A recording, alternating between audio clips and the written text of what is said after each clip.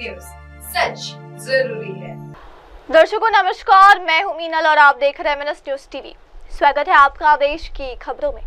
और अब आगे बढ़ने से पहले डालते हैं आज की मुख्य सुर्खियों पर नजर। प्रेग्नेंट महिला के शव को लादकर 8 किलोमीटर तक चले परिजन, अस्पताल में मौत के बाद नहीं मिली एम्बुलेंस। भारत में एलन मस्क के पिता कल रामलला का दर्शन करने पहुंचे। अब ट्रेन से पहुंचे कश्मीर। 6 जून को पीएम मोदी वंदे भारत ट्रेन को दिखाएंगे हरी झंडी। और अब देखते हैं खबरों को विस्तार के साथ। प्रेग्नेंट महिला के शव को लादकर 8 किलोमीटर तक चले परिजन, अस्पताल में मौत के बाद नहीं मिली एम्बुलेंस।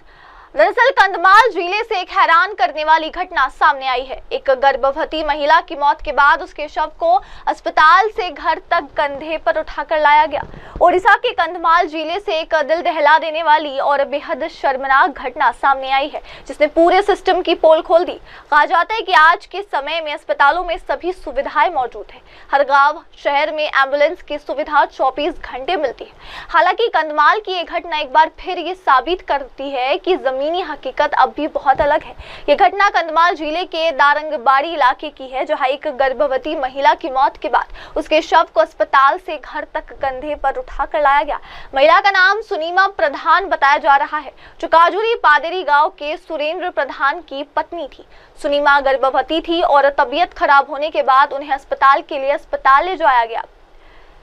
रीटेक इलाज के लिए अस्पताल ले जाया गया था, लेकिन इलाज के दौरान महिला की मौत हो गई। और अब अगली खबर। भारत में एलन मस्क के पिता रामलला के दर्शन के लिए पहुंचे। अयोध्या हनुमानगढ़ी मंदिर भी गए। एलन मस्क के पिता एरोल मस्क ने कल रामलला का दर्शन किया। अयोध्या यात्रा के दौरान एरोल मस्क के साथ उनकी बेटी अलेक्जेंड्रा भी थी। दुनिया के शीर्ष उद्योगपतियों में शुमार एलन मस्क के पिता एरोल मस्क ने कल दोपहर अयोध्या के राम मंदिर में दर्शन करके संभावना जताई। अयोध्या यात्रा के दौरान एरोल मस्क के साथ उनकी बेटी अलेक्जेंड्रा भी थी। पुलिस अधिकारियों के मुताबिक कुछ समय की इस यात्रा के दौरान एरोल मस्क रामलला के मंदिर में दर्शन के बाद पास के हनुमानगढ़ी मंदिर भी गए। अयोध्या के मंडल आयुक्त गौरव दयाल ने इसकी जानकारी दी। अयोध्या में पहले से ही त्रिस्तरीय सुरक्षा घेरा मौजूद थी। उसमें उच्च तकनीक वाली ड्रोन रोधी प्रणाली की 24 घंटे तैनाती शामिल है, जो अनधिकृत हवाई गतिविधियों की पहचान करने और उन्हें मार गिराने में सक्षम है। अधिकारियों ने बताया कि मंदिर क्षेत्र में और उसके आसपास सुरक्षा व्यवस्था में सीसीटीवी से निगरानी, आगंतुकों की नियमित जांच और विशेष रूप से प्रशिक्षित कर्मियों की तैनात शामिल थी। उन्होंने ये भी स्पष्ट किया कि इस यात्रा के लिए आधिकारिक तौर पर कोई अतिरिक्त सुरक्षा नहीं बढ़ाई गई, क्योंकि पहले से ही पर्याप्त सुरक्षा बंदोबस्त हो चुकी थी। और अब अगली खबर। अब ट्रेन से पहुंचेगा कश्मीर। 6 जून को प्रधानमंत्री मोदी वंदे भारत ट्रेन को दिखाएंगे हरी झंडी। जम्मू कश्मीर को रेल मार्ग से जोड़ने वाली ऐतिहासिक उधमपुर श्रीनगर बारामूला रेल लिंक परियोजना के एक और महत्वपूर्ण सेक्शन कटरा से संगलदान का उद्घाटन 6 जून को प्रधानमंत्री नरेंद्र मोदी करेंगे। इसके लिए तैयारियां पूरी हो गई है। रेल मंत्रालय ने प्रधानमंत्री कार्यालय व अन्य एजेंसियों के साथ बैठक कर पूरे कार्यक्रम का खाका तैयार कर लिया है। इससे पहले 19 अप्रैल को इस सेक्शन का उद्घाटन प्रधानमंत्री नरेंद्र मोदी द्वारा किया जाना था, लेकिन सुरक्षा एजेंसियों से आतंकी हमले के इनपुट के बाद कार्यक्रम को स्थगित कर दिया गया था। इसके 3 दिन बाद पहलगाम में पर्यटकों पर हमला हो गया। इससे पहले भी इस परियोजना के उद्घाटन कई बार कार्यक्रम स्थगित हो चुके थे। आतंकी हमले के बाद इस बार सुरक्षा व्यवस्था के कड़े इंतजाम भी रहे। और अब आगे बढ़ते हैं और डालते हैं नजर अगली खबर पर। भुजंग से बस्तर कार्यक्रम में गृह मंत्री की नक्सलियों से अपील, हिंसा का रास्ता छोड़े, विकास से जुड़े। छत्तीसगढ़ के बस्तर में बीते 2 साल से नक्सलवाद के खिलाफ तेज गति से प्रहार हो रहा है। नक्सलियों के खिलाफ ऑपरेशन और तेज कर दिया गया। 21 मई को अबूजमाड़ में नक्सल ऑपरेशन में नक्सलियों के बड़े लीडर बसवराजू का खात्मा हुआ। इस तरह नक्सलियों के बड़े नेता का अंत हुआ। वैचारिक मंच पर भी नक्सलवाद के खिलाफ वैचारिक जंग जारी है। इस कड़ी में माओवादियों के विद्रूप चेहरे को उजागर करने के लिए बस्तर में भुजंग से बस्तर नामक कार्यक्रम का आयोजन किया गया है। बस्तर शांति समिति कमेटी द्वारा बिजिंग से बस्तर तक कार्यक्रम के जरिए नक्सलवाद के क्रूर चेहरे को दिखाने की कोशिश की गई, जिसमें द बस्तर स्टोरी फिल्म बनाने वाले सुदीप्तो सेन, गृह मंत्री विजय शर्मा सहित बड़ी संख्या में लोग शामिल हुए। इस कार्यक्रम के जरिए चीन की कम्युनिस्ट सरकार की घटना याद दिलाई गई, जब 1990 में बिजिंग के थियानमेन चौक पर लोकतंत्र की मांग कर रहे हजारों छात्रों की कम्युनिस्ट सरकार ने गोली मारकर हत्या कर दी थी और इस घटना के जरिए बस्तर में नक्सलवाद के क्रूर चेहरे को दिखाने की कोशिश की गई। भैया, नक्सलवाद या जिस तरीके से हुआ है वो अब स्वयं को माओवादी कहलाना भी पसंद करते हैं।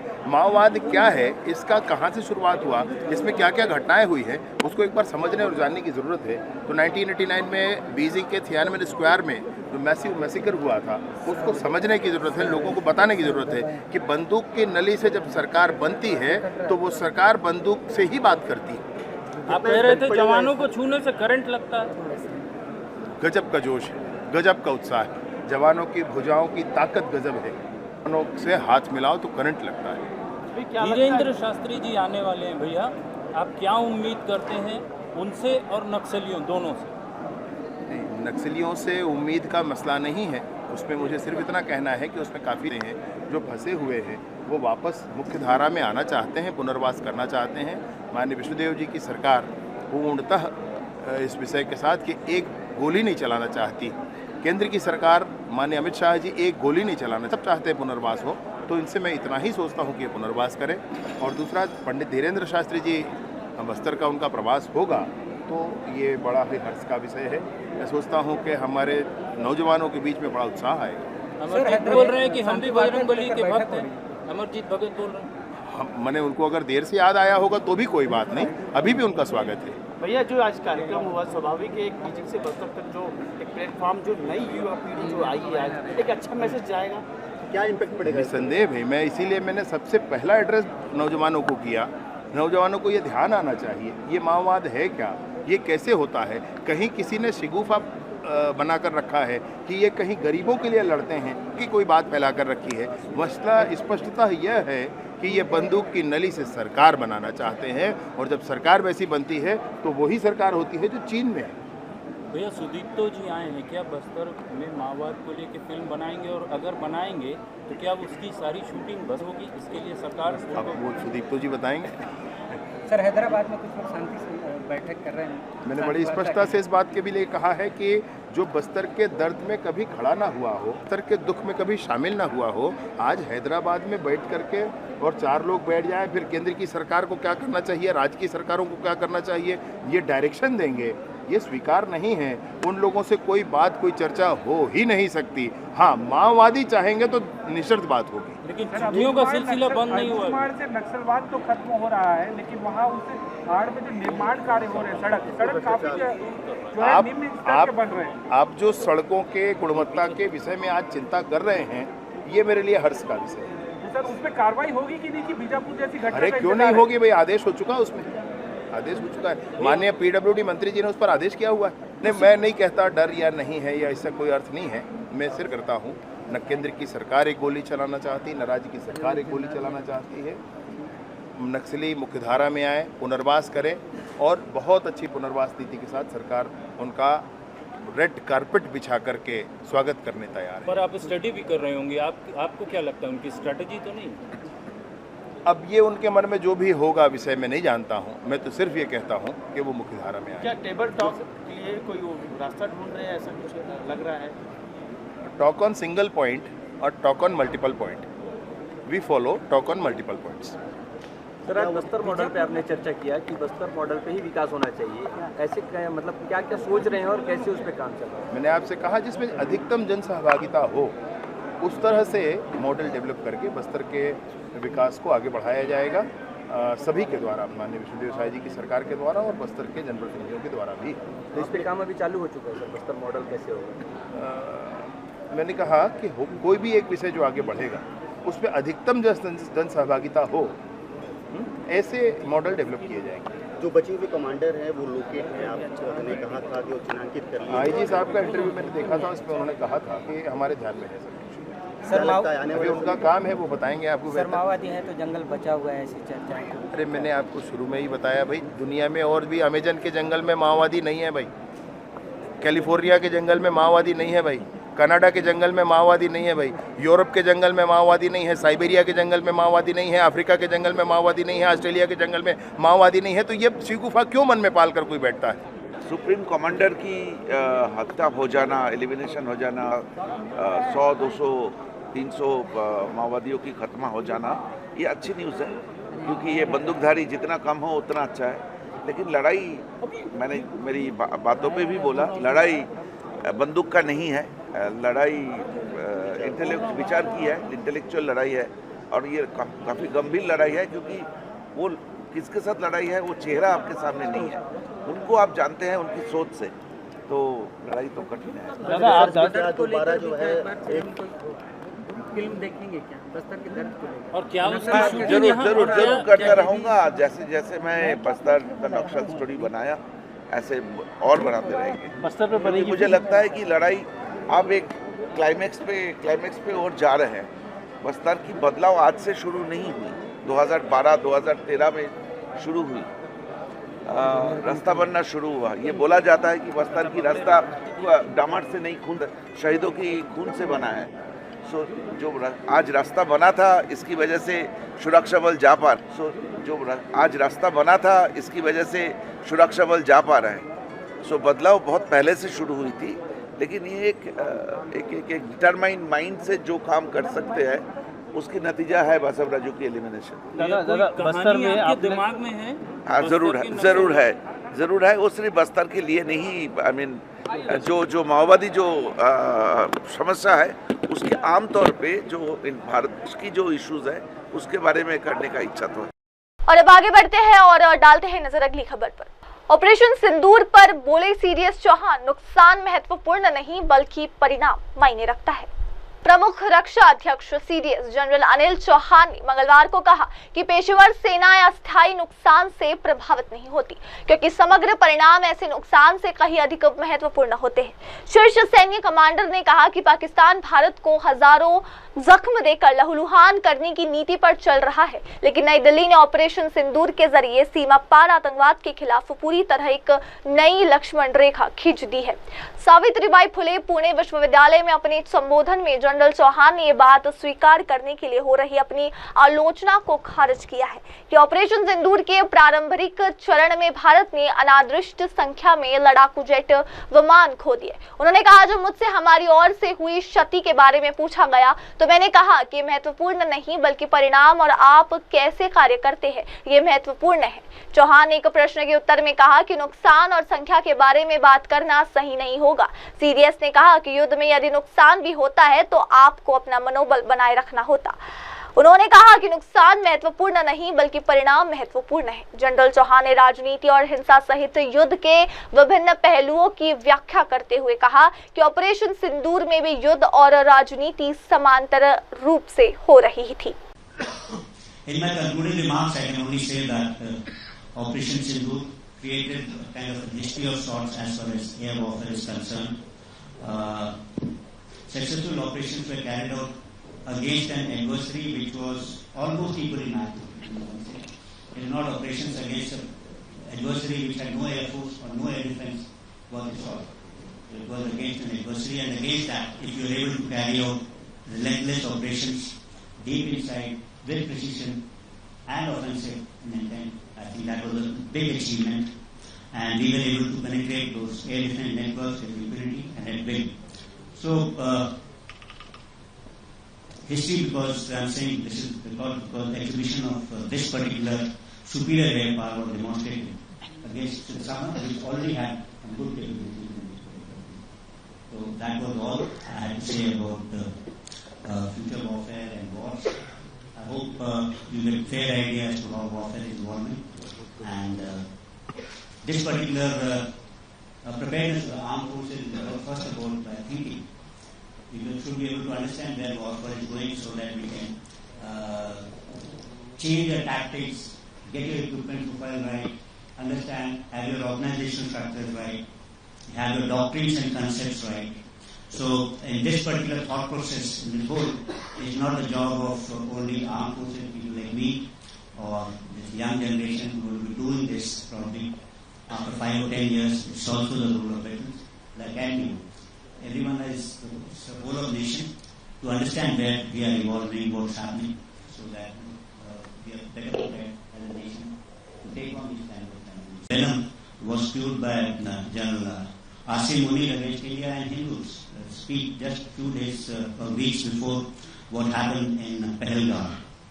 So, since this is a regional distance, it can be also, I believe, that retracted because now Pakistan is faced with a different kind of a prospect that it faces military action in case we find terror happening against us. And also, we said that we have water as well as, this thing will not flow together. So we have kind of raised the bar. We have connected terror to water, and we have drawn out new lines for military operations against terror. My name is O. I am from the Defense Department. So initially, it appeared that Operation Sindoor will be a long-term conflict. But what made the Pakistani side capitulate so fast and so suddenly? Listen, I think in some part I was able to address this. What I said was, from our side, we didn't want to get into a long-drawn kind of a conflict. We've seen our experience in Operation Prakaram. We were there for almost about 9 months. It involves a lot of expenditure, disrupts everything. And we had seen this to some extent after Balakot. There was a deployment which we had mobilized. So in this particular case, what happened was, before this mobilization could be completed, the operations was halted. Of course, Operation Sindoor, as you know, is not over as yet. It continues. It's a temporary cessation of hostilities. There's a need to keep our guard up. So this, I think, is important. But as far as the Pakistani side is concerned, I can make a guess, 2 guesses. That is, one, that they were losing things faster at a very, very long distance. And they thought that if this continued for some more time, they're likely to lose more. And hence, they picked up the telephone. Second thing, give the enemy also, your adversary due. He had also attempted a large number of attacks. On 10, starting from 1 o'clock till about 9:30, 10, huge number of attacks. They continued subsequently also.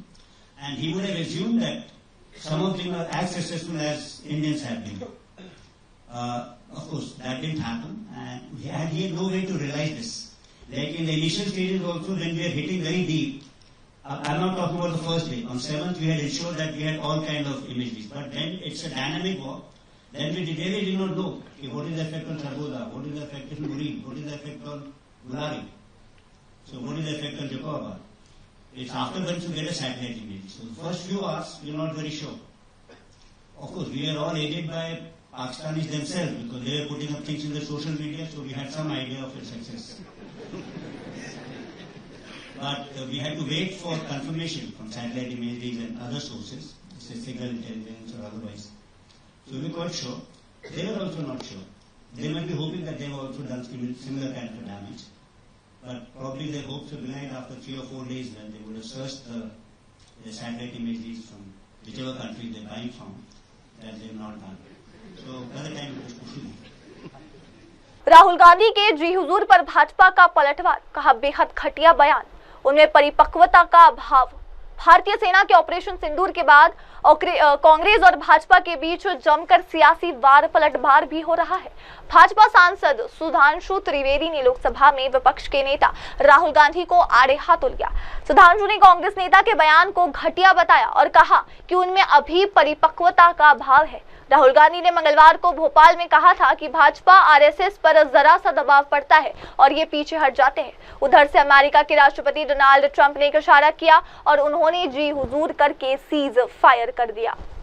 मित्रों, एक तरफ भारत के द्वारा भेजे गए संयुक्त संसदीय दल में तमाम विपक्षी दलों के सांसद, जिसमें कांग्रेस के सांसद भी हैं, वो दुनिया के भिन्न भिन्न देशों में भारत के पक्ष को गंभीरता के साथ और पूरे राष्ट्र की एकजुटता के साथ रखकर वापस आ रहे हैं, और दूसरी तरफ कांग्रेस के स्वघोषित स्वनामधन्य सर्वकालीन सर्वोच्च नेता और नेता प्रतिपक्ष राहुल गांधी जी निहायत ही ओछी, स्तरहीन बातें कर कर यह विश्व को बता रहे हैं कि नेता प्रतिपक्ष का पद पाने के बाद भी उनके अंदर गंभीरता और नेता प्रतिपक्ष की परिपक्वता का घोर अभाव है। मित्रों, यह विषय सिर्फ उनकी अपरिपक्वता का नहीं है, विषय उससे कहीं गंभीर है।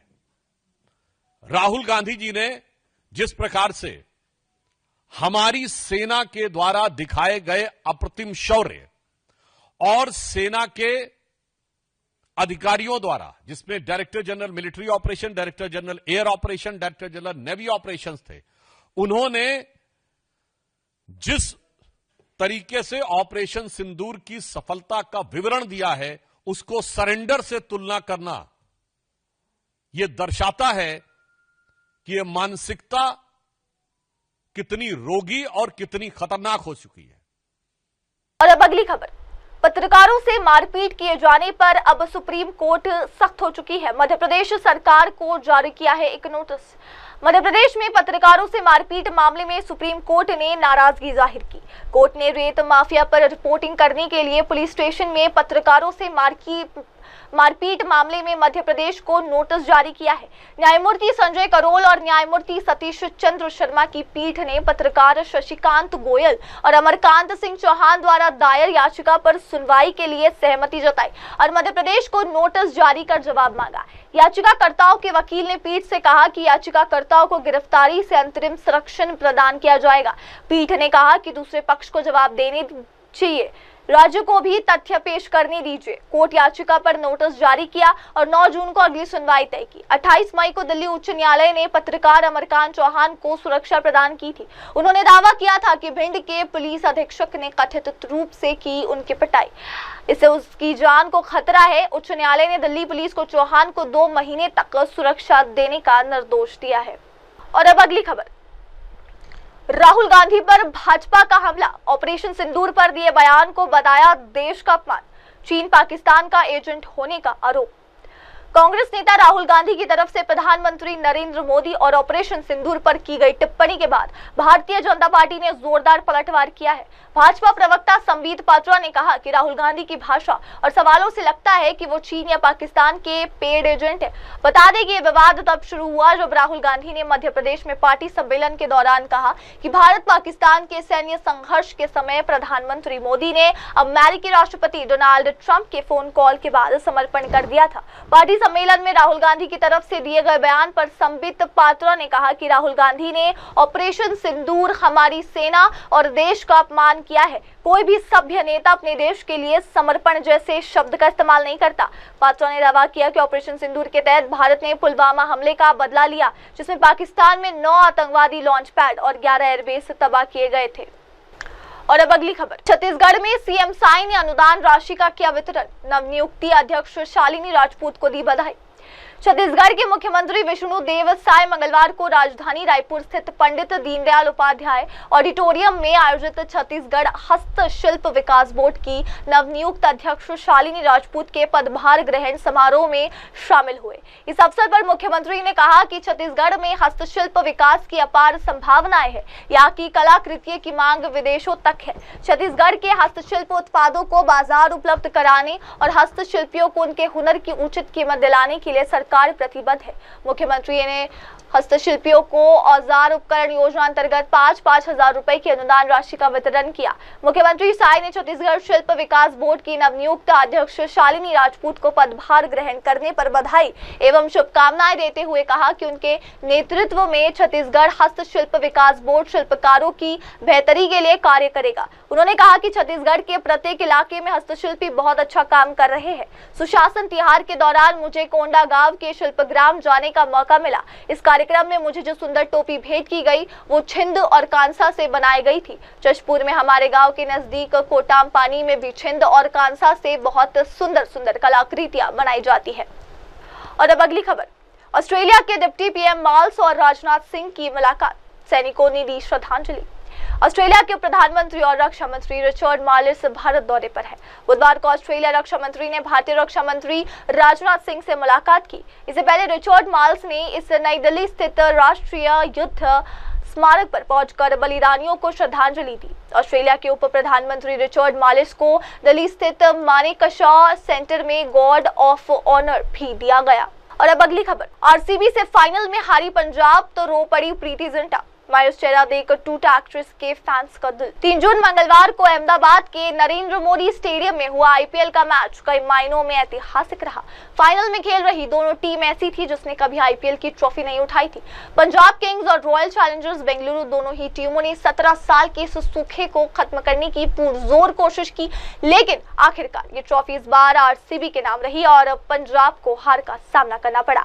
इस हार से टीम तो दुखी हुई ही, लेकिन पंजाब किंग्स की मालकिन प्रीति जिंटा रिएक्शन ने सबको और भी निराश कर दिया।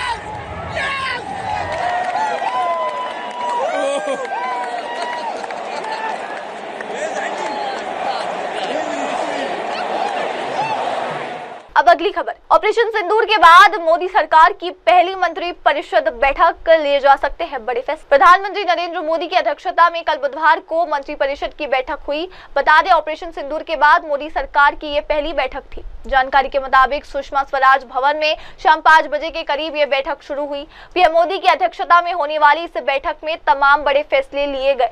वहीं सभी मंत्रियों को ऑपरेशन सिंदूर के बारे में विस्तृत जानकारी दी गई। बता दें, ये बैठक इसलिए भी महत्वपूर्ण थी क्योंकि केंद्र सरकार के 11 साल भी पूरे हो चुके हैं। मोदी 3.0 को भी 1 साल पूरे हो गए हैं। इस बैठक में मोदी सरकार के मंत्रियों के कामकाज और उपलब्धियों पर भी चर्चा की गई। इसके साथ ही सभी मंत्री अपने विभागों के कार्यों से संबंधित प्रोजेक्टेशंस भी दिए। सूत्रों के अनुसार बैठक में जल शक्ति मंत्रालय और कुछ अन्य मंत्रालय भी अपने कामों को लेकर प्रेजेंटेशन देने वाले थे। पीएम मोदी ने अपने मंत्रिमंडल के सभी मंत्रियों को निर्देश दिए कि पिछले 11 सालों की तमाम उपलब्धियों को लेकर जनता के बीच जाए और उन्हें बताए। प्रधानमंत्री मोदी के निर्देश के बाद ही सभी मंत्रालय अपनी अपनी उपलब्धियां सूचना और प्रसारण मंत्रालय को भेज रहे। इन उपलब्धियों को एक बुकलेट की शक्ल दी जाएगी। वहीं सोशल मीडिया की मदद से भी इन उपलब्धियों का प्रचार प्रसार भी करने को कहा गया। सूत्रों से ये भी पता चला कि इस बैठक में यूपीए और एनडीए सरकार के कार्यकालों की तुलना भी की जाएगी। वहीं केंद्र सरकार की योजनाओं के लाभार्थियों से भी संपर्क करने को कहा गया। और फिलहाल अब लेते एक छोटा सा ब्रेक के बाद लौटेंगे और जानेंगे देश दुनिया की तमाम बड़ी खबरें। तब तक के लिए आप जुड़े रहे मेरी सहयोगी शिबा के साथ और देखते रहिए एमएनएस न्यूज टीवी। नमस्कार। आप देख रहे हैं एमएनएस न्यूज, सच जरूर।